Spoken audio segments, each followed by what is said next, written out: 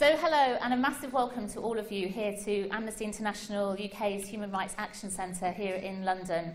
This is a really exciting and important night for all of us here at Amnesty International, and we are so delighted to share it with all of you here in the room and also very much with all of you who are watching right now on YouTube. Thank you so much for watching. Such a big night for us that we are all quite nervous, so do excuse us if we sound like that when we're speaking. It's just a real privilege to have this evening ahead of us. So before this time 2 years ago, you know that we knew nothing about government mass surveillance programs, neither in the US nor here.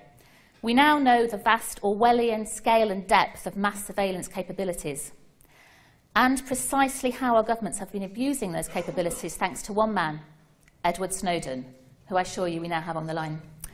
It's a huge honour to have Edward Snowden here to talk to us today. He has given up so much to reveal to the world how our basic rights to privacy have been trounced all over by secret services, without the control or review of independent oversight. We've seen what happens when the NSA and GCHQ are allowed free rein, and it's worse than anyone could have imagined. Snooping, trawling, storing and sharing huge stashes of data relating to innocent people. Using a dragnet to stash phone records, emails, Skype chats, photographs, texts, anyone you speak to or write to, they know. This is the world in which we now live, and we are expected to accept it. Like Edward Snowden, Amnesty hasn't been prepared to accept this new dystopia. Amnesty has brought 2 landmark cases against the UK security services, one of those together with Privacy International and other NGOs, and another with the Libyan rendition victim, Mr. Belhaj. And there are increasing signs that the government's legal position is now unravelling. Twice already this year, the British security services have been found to be operating unlawfully. Firstly, in sharing huge stashes of people's information with the USA, and most recently in regard to the interception of legally privileged information between a client and their lawyer, where the government was forced to concede that their entire approach was unlawful. That ruling meant that, almost unbelievably, someone bringing a case against the government couldn't be sure that the government hadn't in fact seen their confidential correspondence with their lawyer about the case. This revelation undermines the entire British justice system. Having exhausted every legal avenue in the UK, Amnesty's now filed a further case in Strasbourg. We'll continue to challenge the legality of the UK's entire mass surveillance programme there, where the court there might not be as willing to accept our government's catch-all defence on surveillance as trust us. Meanwhile, our Amnesty colleagues in America are pursuing a similar legal challenge over illegal mass surveillance there. There is no doubt that the UK's law in this area needs a radical overhaul. And on that point, the newly elected UK government seems to have agreed with us, having announced a new investigatory powers bill in the Queen's speech. Hooray! But, however, far from the overhaul we had hoped for, the bill seeks to enhance the government's power to spy on every one of us with impunity and without proper oversight. It's a resurrection of the dreaded Snoopers Charter, but worse still, more invasive, more intrusive. We've seen a worrying pattern here of rights-abusive legislation in this area being fast-tracked through Parliament without the proper and usual scrutiny, and Amnesty will be fighting hard to stop that happening. We'll be asking over coming months whether we are really happy to sign away our privacy. Our concern is that we might risk sleepwalking into a surveillance state without ever having had a proper, open debate about what the public are prepared to give up of basic privacy freedoms. These debates that we're having are really only a possibility because of one man who blew the whistle on something he couldn't resign his conscience to 2 years ago. So I want to, in a second, hand you over to my colleague Tanya O'Carroll, Amnesty International's advisor on technology and human rights, and to Eric King, the Deputy Director of Privacy International, and of course to Edward Snowden. I hope you, everyone watching on YouTube, and any spooks who might have tuned in too, find the live stream enjoyable and have a great and informative evening. And please remember to call for the charges against Edward Snowden to be dropped at our website, amnesty.org.uk. Thank you.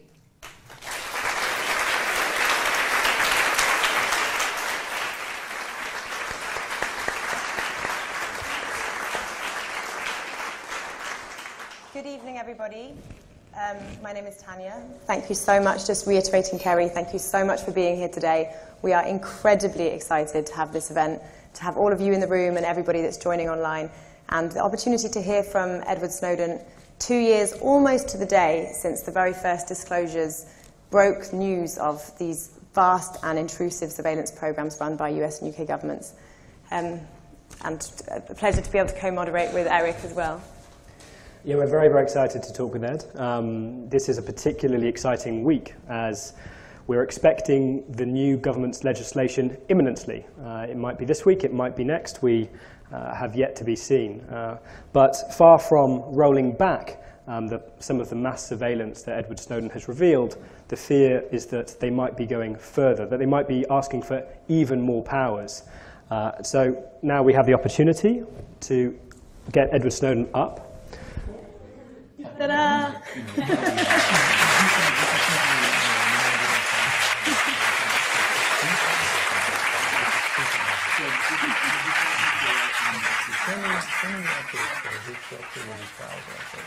Thank you so much.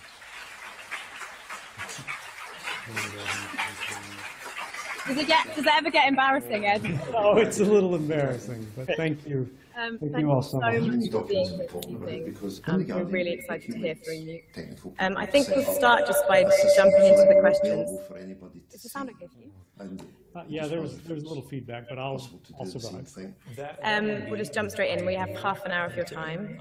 Thank you again.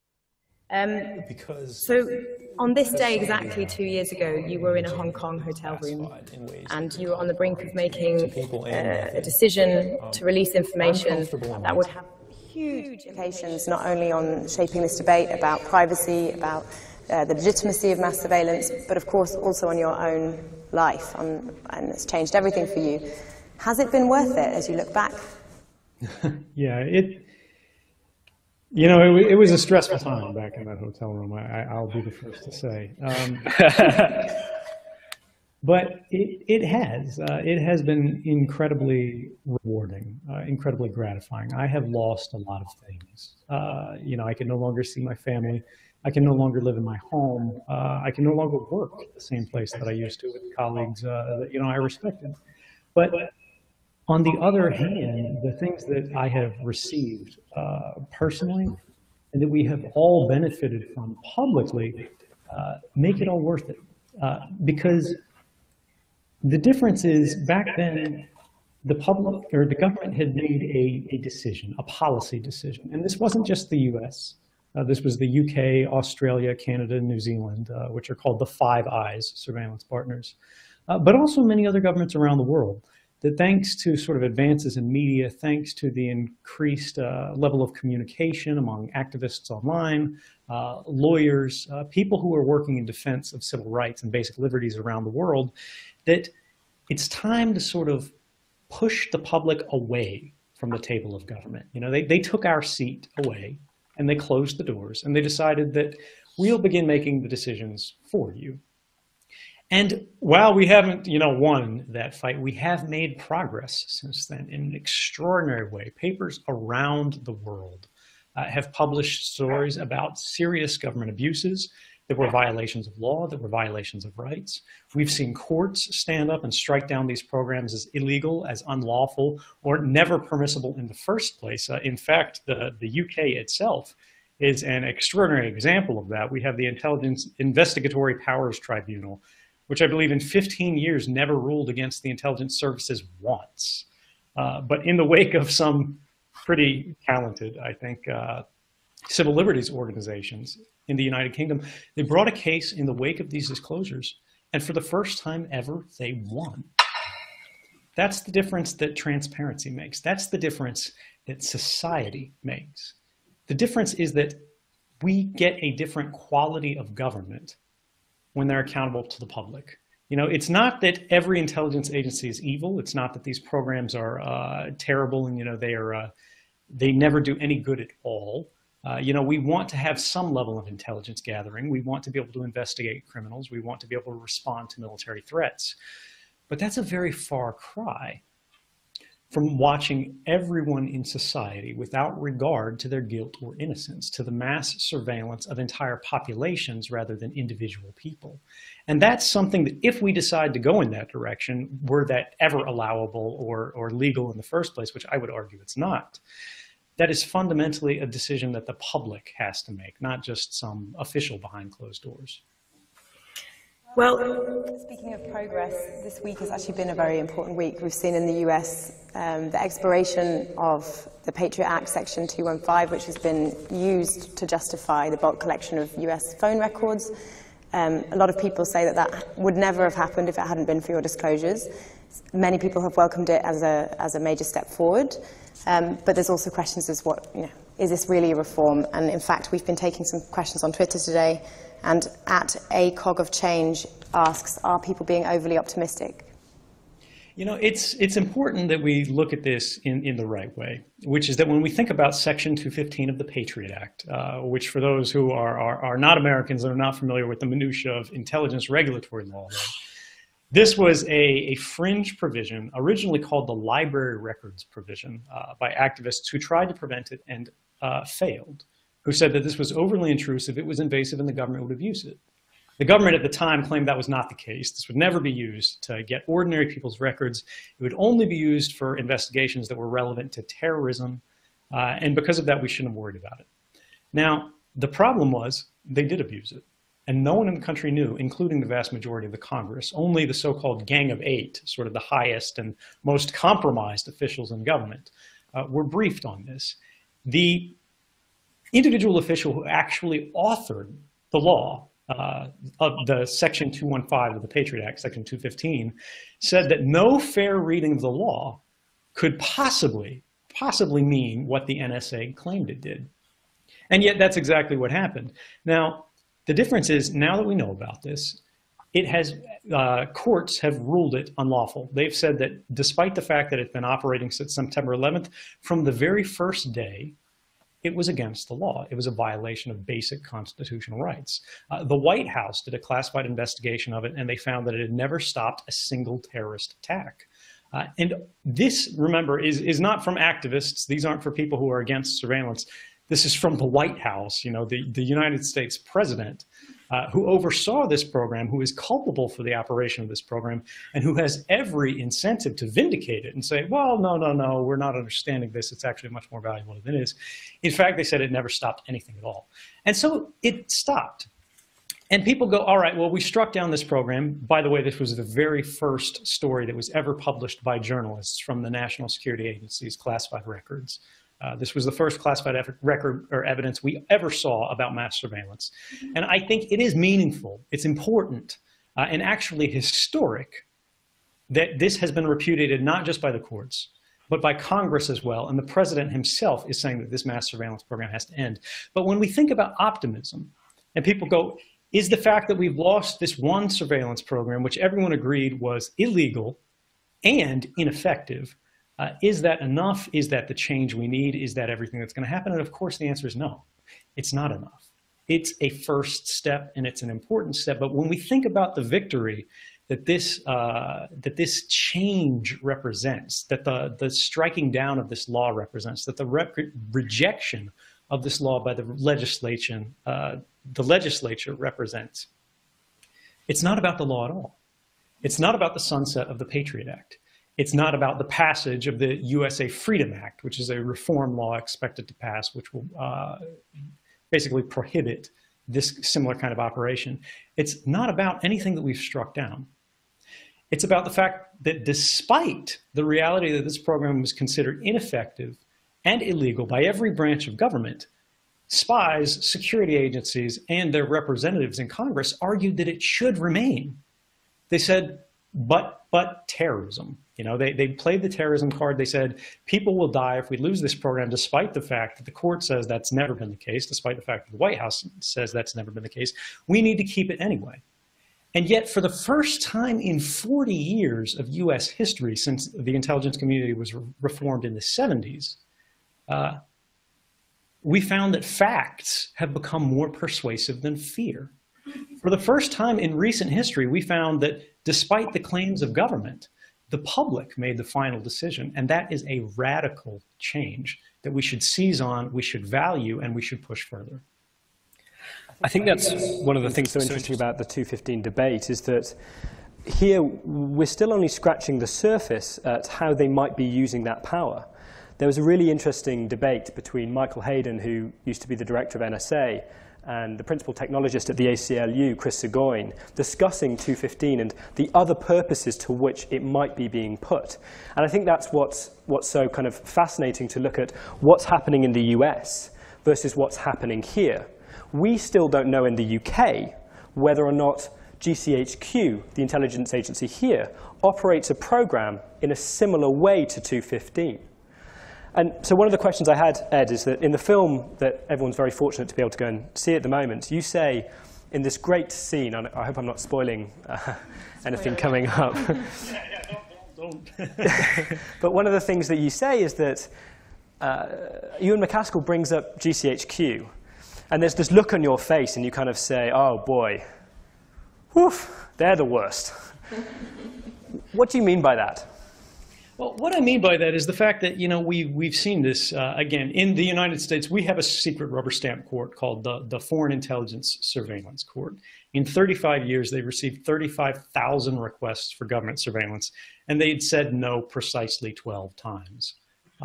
In the UK, you had the Investigatory Powers Tribunal, which is similar. It's a secret rubber stamp. Basically, it's not even a real court, but it pretends to be a court that's supposed to regulate and restrain intelligence agencies. And so prior to these disclosures, they had never once ruled against the government. And we ask, so why is the UK government so secretive? What are they so afraid of? Why are they hiding so many things from the government, particularly when these programs are ineffective? And, you know, they would argue that, well, if these programs came out in the public, it would risk our capabilities. It would risk people's lives. You know, we would lose soldiers, we would lose capabilities, terrorist attacks would occur. But that's what they say publicly. When we look at what they say privately, we actually saw something very different, which this is a story reported by The Guardian from classified documents, not from the US National Security Agency, but from the British Government Communications Headquarters, that says what they actually feared from public disclosure was not the loss of lives. It was not damage to national security. It was what they called, quote, a damaging public debate. That if we, the public, knew about this, we could bring legal challenges against these violations of our rights, and we could succeed. And that would be embarrassing to reputations and things such as that. Now, this is something that these sort of challenges, these tensions between the government and the public, the need for information, can never be resolved by a spy agency. You know, they can never be resolved either by an individual citizen. Really, this is the role that a free press plays in our society.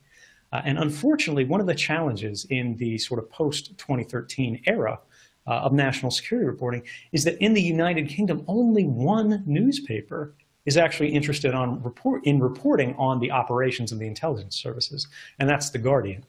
Other newspapers such as the Daily Mail, the Telegraph, and so on, they have, instead of trying to find out what the truth is, what the actual operations of the programs are, or developing sources within the intelligence community at the working level to tell them the truth of programs, such as Section 215 in the United States. What is the analog for the British GCHQ? You know, what is MI5 doing to collect British citizens' phone records, banking records, travel records, so they can presumably, you know, track down terrorists or threats to society, stability, or whatever they're calling it in a given day. And rather than doing that, they're simply calling the government and saying, well, what's going on? And the government goes, oh, nothing dangerous. It's all right here. It's fine. It's above board. And they write it up and they put it down on their paper. And the question is, how do we change that dynamic? And I've seen a number of indications from specialists, from people working in defense of civil liberties online in the United Kingdom, throughout Europe, and around the world that have found that the government in the United Kingdom is actually trying to reform the laws in a very negative way. Rather than preserving civil liberties and expanding the domain of our rights. They're trying to limit it, and they're trying to do it in secret, without the notice of the public and without the engagement of the press. Recently, there was a draft change of law suggested in the UK on something called the Equipment Interference Code, which is a euphemism for hacking. This is talking about computer hacking. And the British government decided that it wanted to claim for itself, and this is through a procedural change, not even through an up-down vote. They don't want to have a democratic debate. They simply want to change the law that allow them not only to hack anybody's computer, but to hack people's computer who are not intelligence targets at all. They don't want to be constrained simply to targeting terrorists. They don't want to be constrained to targeting foreign governments, agents of foreign governments. They want to be able to target anybody. The systems administrator who works at a telecommunications provider, an engineer who works at Google or Facebook, anyone who can give them to access that they think is interesting, regardless of whether it is morally or legally appropriate.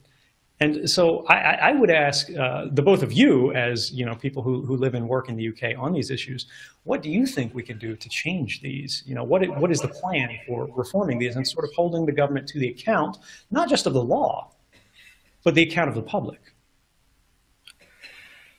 Well, $1 million question. I mean, the code that you highlight there, we only found out about that. The government was only forced to even bother to rush out this code. One, because of the documents released by Ed.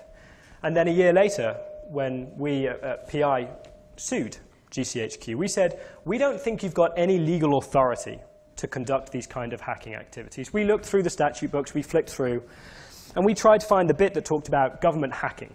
We tried to find the bit that said that they could remotely switch on the microphone on your mobile phone, that they could activate the webcam and to take photographs of you. And we couldn't find it. So we took this case last year, and two things have happened in this last year.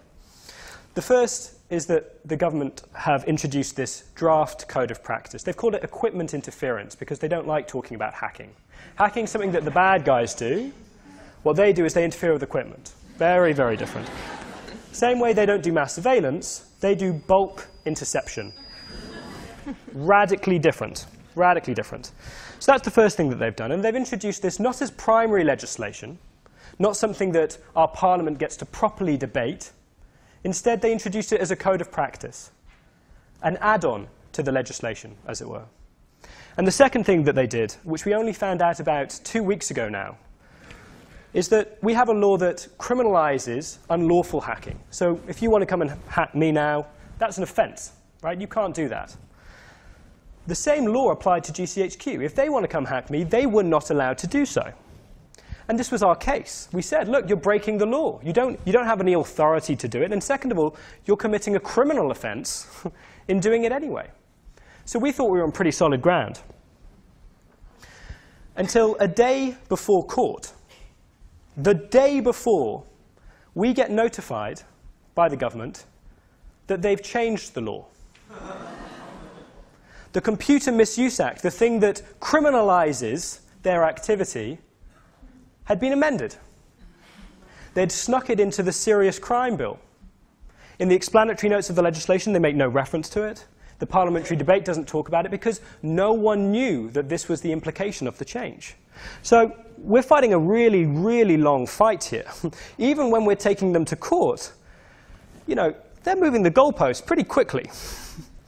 But we shouldn't be disheartened by this. To me, this is a sign that we're now having an opportunity to do something about this. 2 years ago, we couldn't have even talked about it. It's taken Ed to blow the whistle here. It's taken our courts to begin to bite on it. It's moved our parliament to try and consider this. And now we've got this new legislation, the Investigatory Powers Bill. They're saying they need more powers. They say they don't have enough of our data.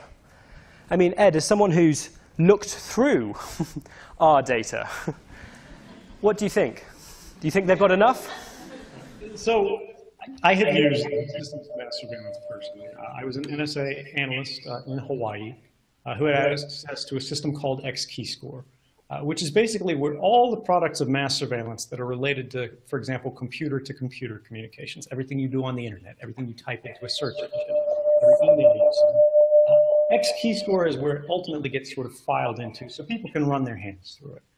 And as I'm running my hands through this every day, the way it works is you've got basically a buffer of internet communications, it's sites to site around the world that are at telecommunications providers.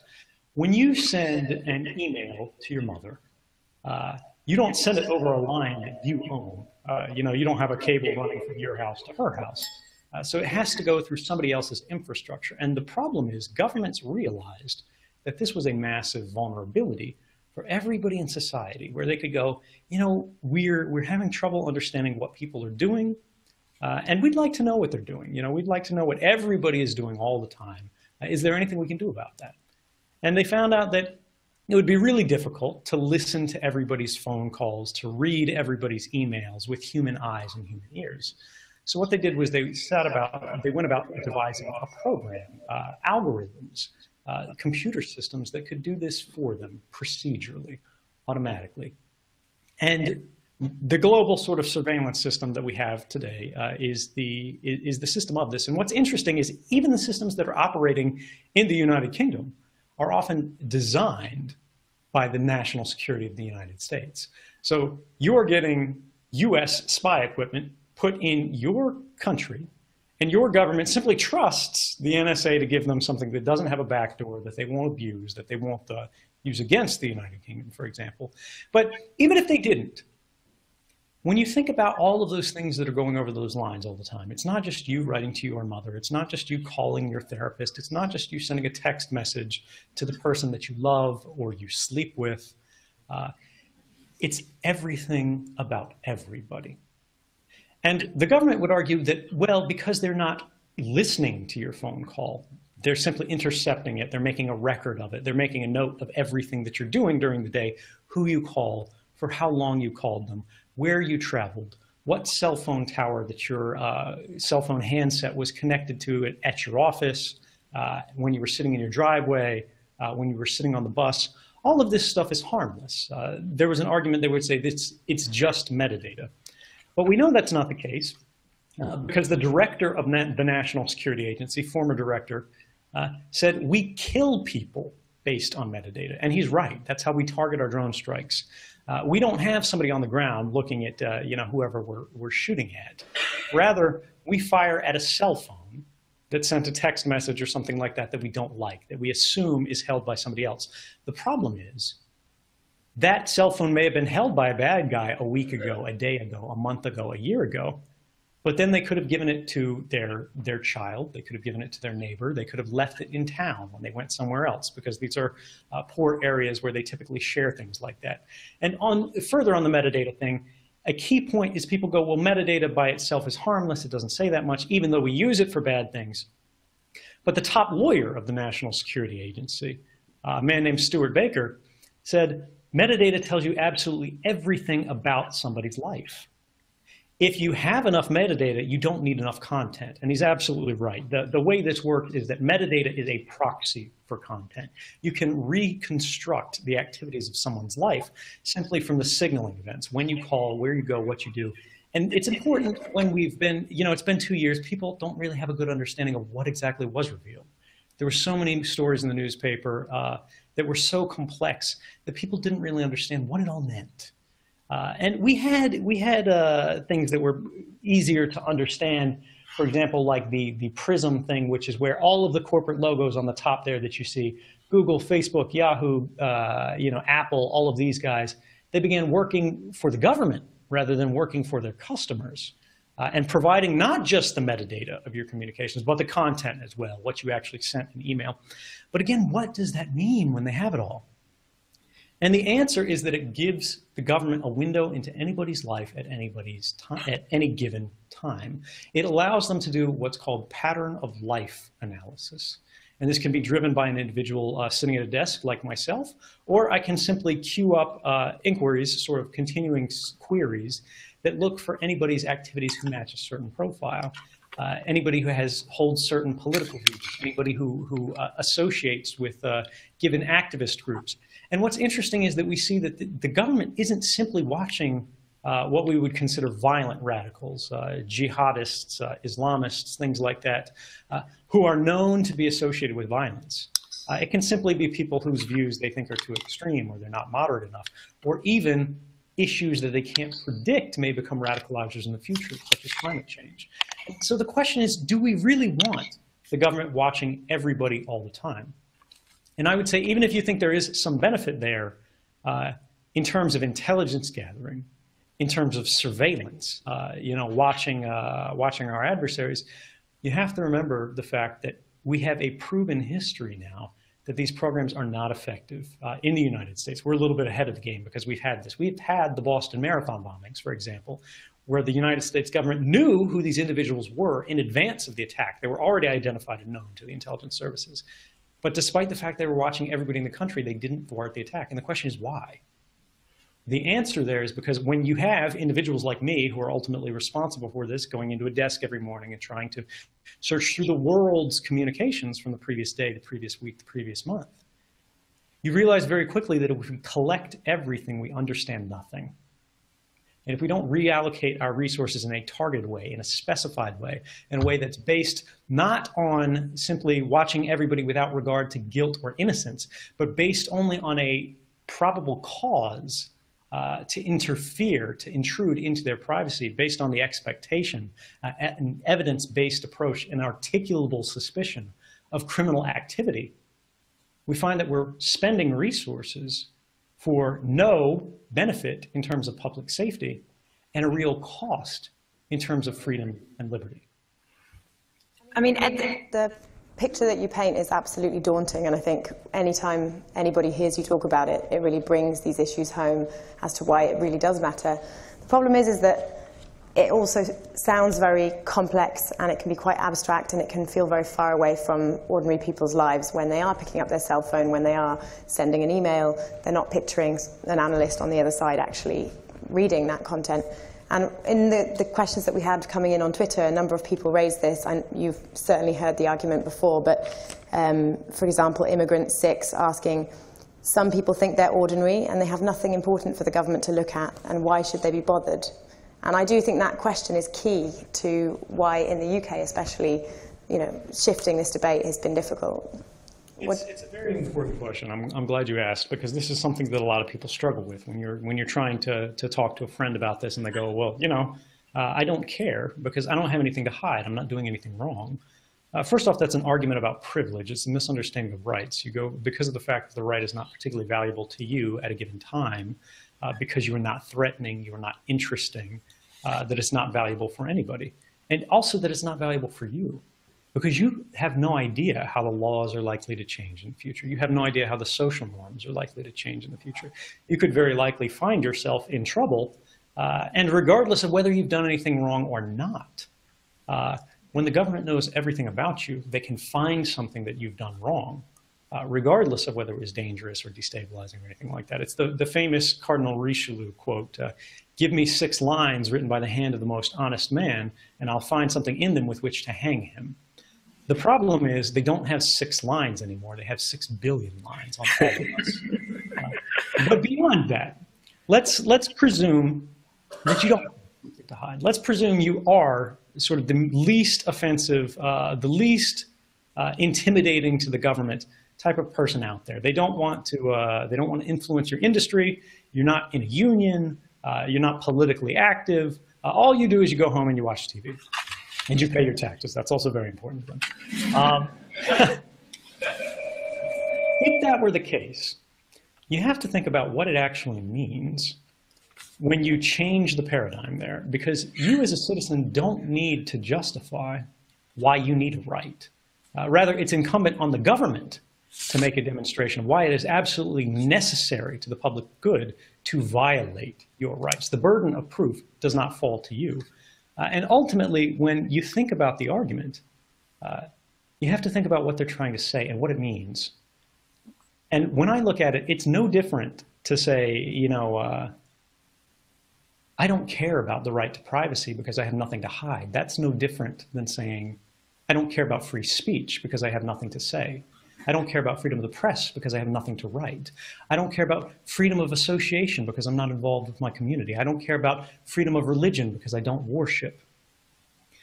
But the problem is when you give up these fundamental freedoms, when you stop defending these general collective rights, you are actually shifting the character of democracy. You know, when we think about the way that human rights work, they're not granted by governments. They're inherent to our nature. Government cannot simply say that, you know, you can no longer speak, you can no longer express yourself. And the problem with this is the fact that if we allow them to do that, we have subordinated ourselves in a new way. We have given up a measure of power that once we have done that, we have stopped becoming citizens and we have decreased ourselves into becoming subjects. Rather than becoming partner to government, we are subject to government. And that's a real danger because once you go down that road, once the government claims a new power, once they plant a new flag in the domain of your rights, your liberty, your private life, within the four walls of your home, your private friendships, your private records, it's very difficult to get them to go back. And once you've lost a certain degree of power, then you can no longer oppose that power. You know, there can be no revolutionary political movement when the government knows what everybody's doing, what everybody is saying, what everybody is thinking. And when we think about what that means, I think we have to be very careful about simply assuming that I, the individual, can give up the rights for the collective. The majority can't vote away the rights for the minority. And we cannot give up the foundation of all rights. And that's really what privacy is when you think about it. Privacy is not about hiding something. Privacy is about protecting something. Privacy is about protecting liberty. The right to privacy is what provides freedom of association. It's what provides freedom of speech. It's what provides freedom of the press, because you cannot decide what you think, what you feel, what you want to be, what you want to become, what you want to share, if you can't think about it in the first place, if you can't develop it, if you can't make mistakes with people you trust, with friends, and experiment and live in love. So when you think about the right to privacy, what you really need to think about is the right to liberty. Ed, you know, when you're talking about our, you know, us as humans and those who are invading our rights, you know, one of the things that I was really so struck by, you know, looking through the documents was that it used to be 10 years ago that here in Britain I should be most concerned about, you know, GCHQ maybe, you know, our domestic law enforcement possibly. But now my communications flow right the way around the world, right? And so my right to privacy can be infringed by the French, by the Germans, by the Chinese, by the Americans, by anyone. Whatever route my communication takes, it could be the case that every email I send is intercepted by 6 different intelligence agencies. Now, when you think about it in that way, and then you try and reconcile that with how our legal frameworks are trying to deal with this problem, it seems to me we've still got a fundamental issue here. In Britain, our law says if you're inside the UK, you get some protections, and if you're out, fair game. In the US, it's a similar state of affairs. If you're a US person, you get your protections, and if you're outside, we don't care. You know, how do we move from that, given that many of these agencies are there to collect foreign intelligence? The first thing is we have to decide what the real nature of our right to privacy is.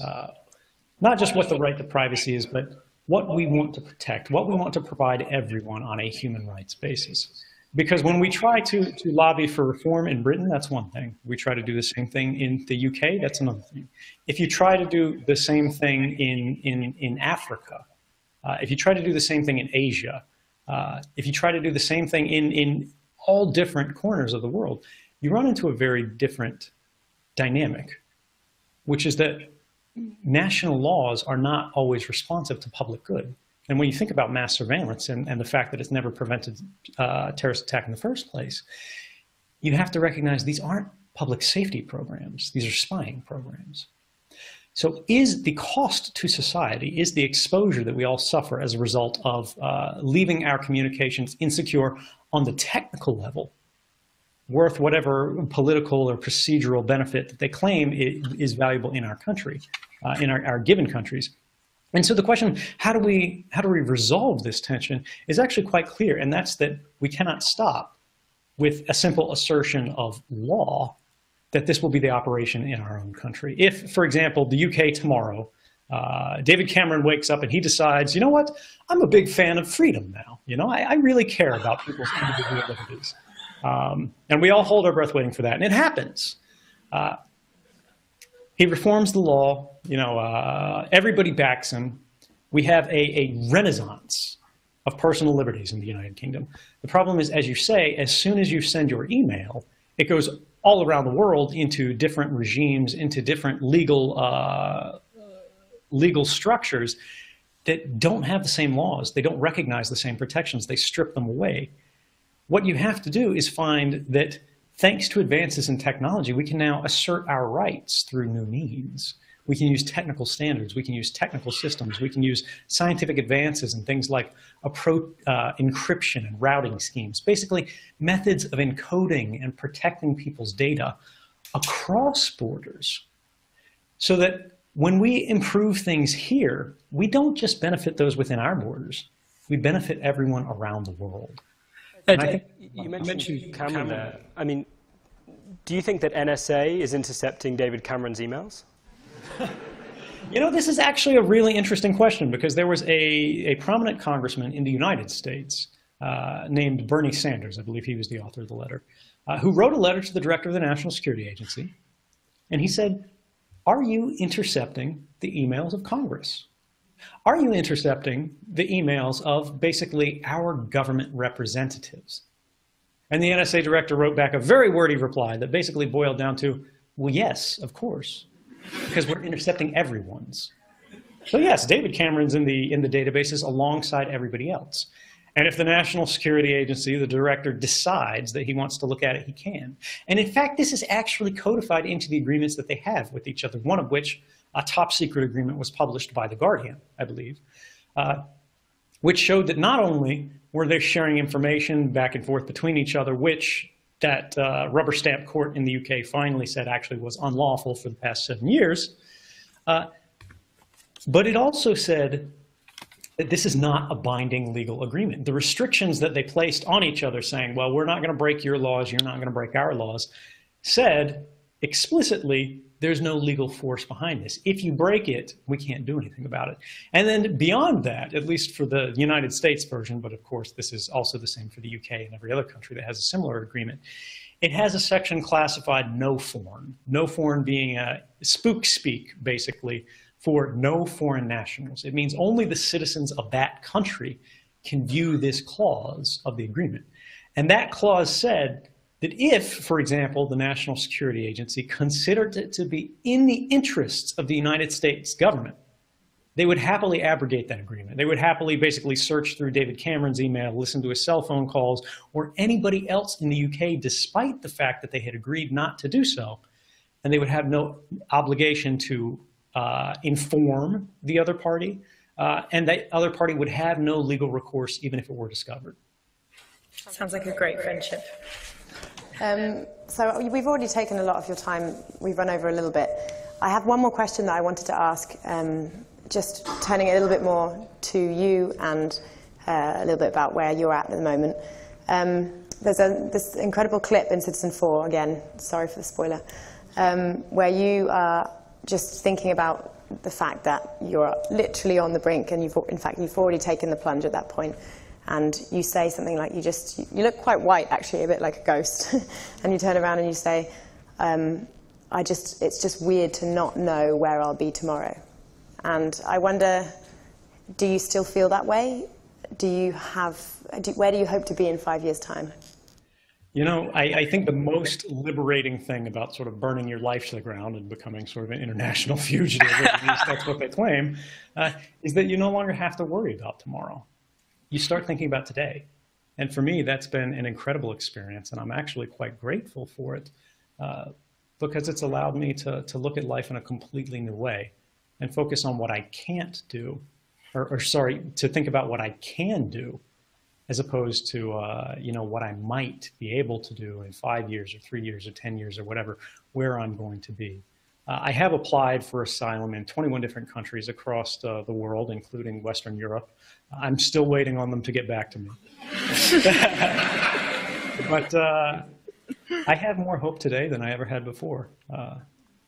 And I wake up every morning with a smile on my face. And it's, I gotta say, life is good. So basically, international fugitive is the way to go.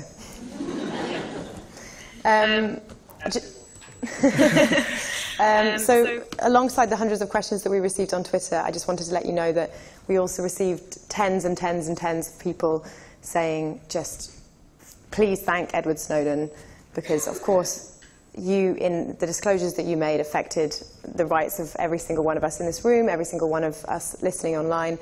We all have a debt of gratitude for the courage that you showed and the fact that we now have the knowledge to hold our governments to account on these issues.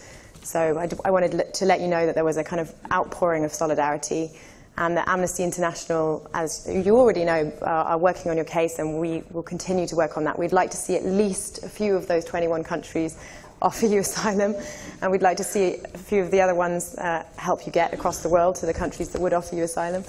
But most importantly, of course, we want to see that the charges that are hanging over your head, that are wholly illegitimate charges and completely politically motivated, dropped, and that, if there's any vindication of your actions, it's this week with the legal reforms in the States, last month with the court ruling.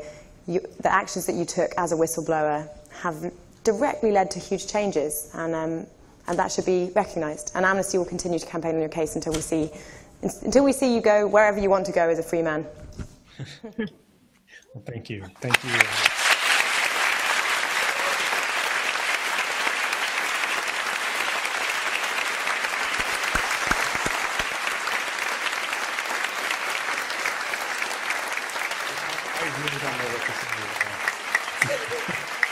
All I can say is thank you. Thank you so much for your support. And enjoy the movie. Thank you so much.